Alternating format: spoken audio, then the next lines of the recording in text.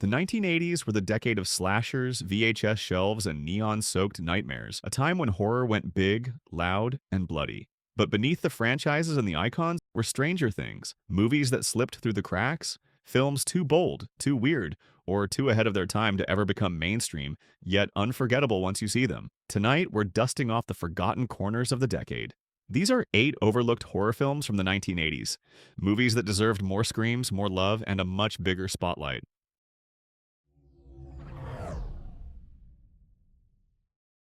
Some monsters stalk you. This one swoops. Released in 1982 and directed by Larry Cohen, The Winged Serpent, or simply Q, is one of the strangest, most ambitious creature features of the decade. It's part detective story, part Lovecraftian fantasy, and part what if a kaiju just lived on top of the Chrysler Building? Michael Moriarty gives one of the wildest performances of the era as a small-time crook who stumbles onto something impossible, a resurrected Aztec god nesting in New York City. And not just nesting, feeding. The beauty of Q is its chaos. You've got stop-motion monsters, rooftop carnage, cult sacrifices, and Moriarty delivering lines like he's in a completely different movie, and somehow it works. The creature itself is charmingly old school, wiry, winged, and animated with that jerky stop-motion magic that feels more alive than modern CGI. Cohen shoots New York with grime and grandeur. The sun hits the skyscrapers just right. The streets feel dirty, real, dangerous. It's the perfect playground for a god that no one believes in. Until it's too late. The Winged Serpent is messy, brilliant, and unlike anything that came out of 1982, proof that sometimes the best monster movies are the ones that don't apologize for being weird.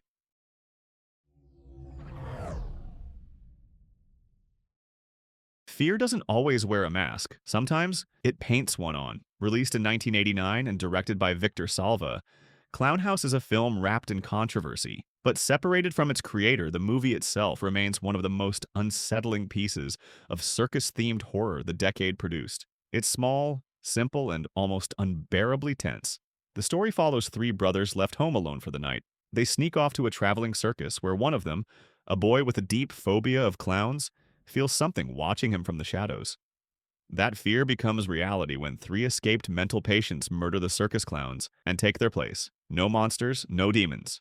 Just makeup, stolen costumes, and madness with a smile. What makes Clownhouse so unnerving is its atmosphere. It's shot with the softness of a childhood memory and the menace of a nightmare you never grew out of. Dim hallways, flickering porch lights, creaking floorboards. They appear in doorways, half lit. They tilt their heads just a little too slowly as if trying to remember what human beings look like. The film taps into that primal fear, the idea of something familiar acting wrong. A painted grin that doesn't move. A man pretending to be a caricature of joy. 3 children trapped in their own home while something waits outside. Patient, smiling, knowing they have nowhere to run. Whatever its flaws, Clownhouse remains one of the most atmospheric home invasion horror films of the 1980s. Proof that you don't need supernatural monsters when the human face is already a mask.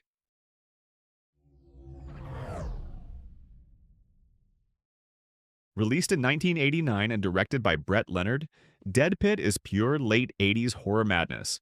Neon green lighting, dripping corridors, and a plot that feels like someone smashed together Reanimator, A Nightmare on Elm Street, and a fever dream you're not sure you want to remember. The story begins with Dr. Ramsey, a surgeon who's less medical professional and more enthusiastic sculptor of human suffering. When he's caught performing unauthorized experiments, his colleague shoots him and seals his corpse in the basement of the hospital. Problem solved.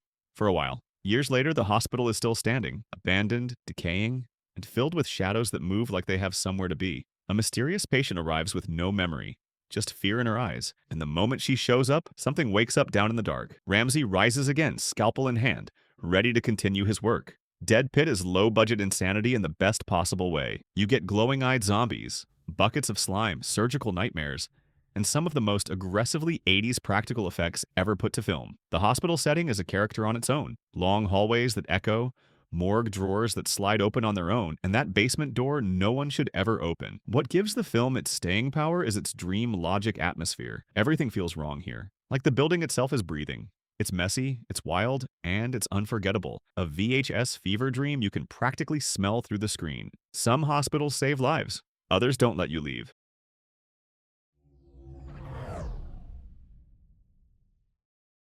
Some places weren't built to protect us. They were built to keep something in. Released in 1983 and directed by Michael Mann, The Keep is one of the strangest, most hypnotic horror films of the decade, a World War II supernatural epic wrapped in fog, neon light, and dream logic atmosphere. It's less a movie and more a fevered vision, the kind you wake from slowly, wondering if you imagined the whole thing. The story begins when a Nazi platoon occupies an ancient fortress in the Carpathian Mountains, a structure built from impossible stone, carved with symbols no one recognizes. They think it's just a strategic outpost. They think they're the ones in control. But when soldiers pry loose a mysterious seal, they release something old and angry. Enter Molasar, a shadow-formed, energy-fed entity that flickers between angel and demon, feeding on fear, cruelty, and the arrogance of the invaders. He's one of the most visually unique creatures of 80s cinema, glowing, shifting, beautiful, terrifying. And then there's Glaken, a wandering, otherworldly stranger drawn to the keep like a moth to the dying light. His battle with Molasar feels mythical, biblical, and strangely romantic, a clash that should have defined an entire subgenre but instead faded into obscurity. Michael Mann directs with style instead of logic. Fog rolls like ocean waves.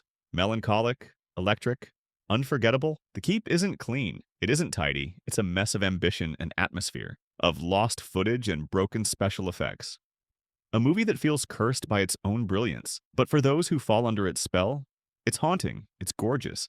It's unlike anything else that came out of 1983, proof that some films aren't meant to be understood, they're meant to be experienced.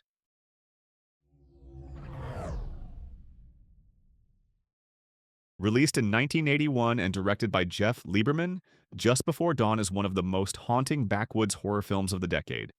A slow, quiet, sun-drenched nightmare that feels more like a documentary of human arrogance than a slasher movie. The setup is simple. 5 friends head deep into the Oregon wilderness for a weekend of camping and exploration. But the forest is not empty. It watches, it listens, and it warns them repeatedly to turn back. Of course, they don't. And that's when the real horror steps out from between the trees. Unlike the louder slashers of the 80s, Just Before Dawn is patient. It breathes. It lingers on sunlight dripping between branches, and the uneasy silence that hits right before the world snaps in half. The killers, a pair of inbred twins with bodies like moving walls, are almost secondary to the environment itself. The forest swallows sound. It hides footsteps. It feels alive. Lieberman directs with an artist's eye. He lets the landscape do the screaming, the rustle in the underbrush, the crack of a branch, the way a face can appear behind you in the reflection of a stream. No one ever forgets it. Just Before Dawn isn't flashy. It's not packed with gore, but it's one of the most atmospheric survival horrors ever made. A slow descent into the kind of terror that only nature can teach you. Proof that the woods don't need ghosts or creatures to kill you. They just need you to step off the trail.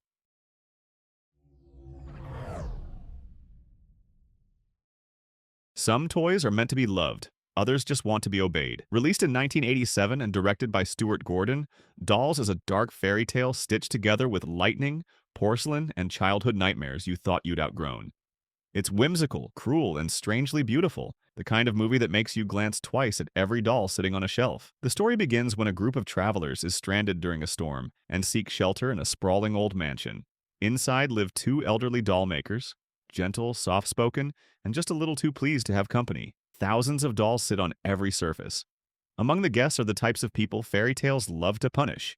Greedy, selfish, arrogant adults who treat the world and each other like garbage. There's something wonderfully unsettling about how Gordon directs this one. He treats the mansion like a storybook with teeth, warm lighting, creaking floorboards, and dolls that seem frozen until the instant you blink. They're not just props, they're characters. When they move, it's not with jerky stop-motion horror, but with intention, as if they've been alive far longer than the humans visiting them. But at the heart of it all is Judy, a little girl with a good heart, an active imagination, and the sense to see the danger the adults ignore.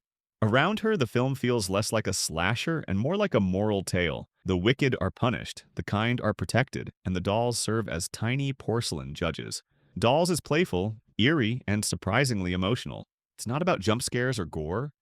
It's about the magic and menace of childhood, and the idea that even small, delicate things can have sharp teeth.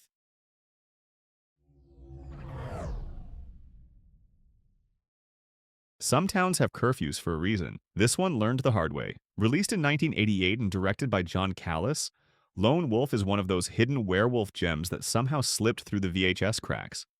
Part teen comedy, part creature feature, and surprisingly earnest beneath all its 80s charm. The setup is classic small-town Americana.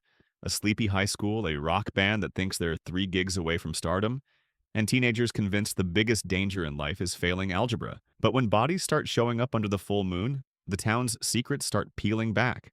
Slowly, stubbornly, and with claws. Our hero, Joel, isn't your typical 80s lead. He's not the class clown or the jock or the brooding outsider. He's just a regular kid trying to figure out why his friends are dying and why the night suddenly feels different, colder, hungrier. The werewolf itself is a highlight.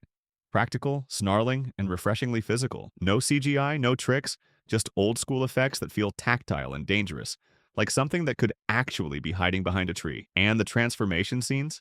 They have that raw, handmade quality the decade excelled at. Callous leans into atmosphere rather than chaos. There are long stretches of darkness, not empty darkness, but the kind that feels inhabited. You hear twigs snapping, you hear breathing, and every shadow looks like it could move if you stare too long. What sets Lone Wolf apart is how sincere it is. It's not trying to reinvent the werewolf myth. It's just telling a spooky little story about good kids, bad nights, and the monster that always finds a way in. It's cozy, creepy, and criminally overlooked.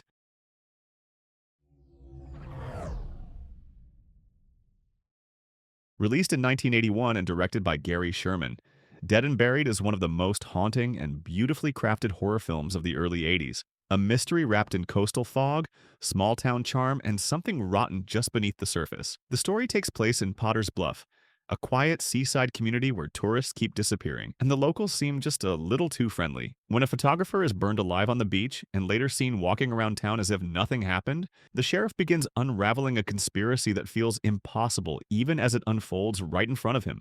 James Ferrantino plays Sheriff Dan Gillis, a man who loves his town but slowly realizes he doesn't recognize the people in it anymore. Every answer he finds only leads to more unease, more whispers, more dread. And then there's Jack Albertson as the town mortician. Warm, avuncular, and quietly terrifying.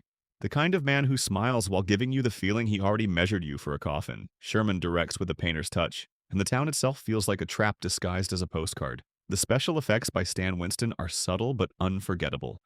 Faces stitched back together, hands that twitch long after death, corpses that look a little too alive. The whole film feels like it's breathing down your neck, waiting for you to notice the one detail that doesn't belong. What makes Dead and Buried endure is its tone. It's not loud horror.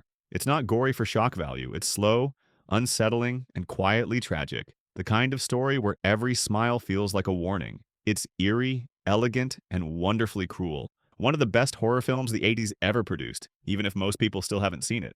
Some towns welcome you with a smile. Others keep you forever. And there you have it, 8 overlooked nightmares from the 1980s. A decade remembered for slashers and franchises, yet somehow still hiding some of its strangest, boldest, and most unforgettable horrors in the shadows.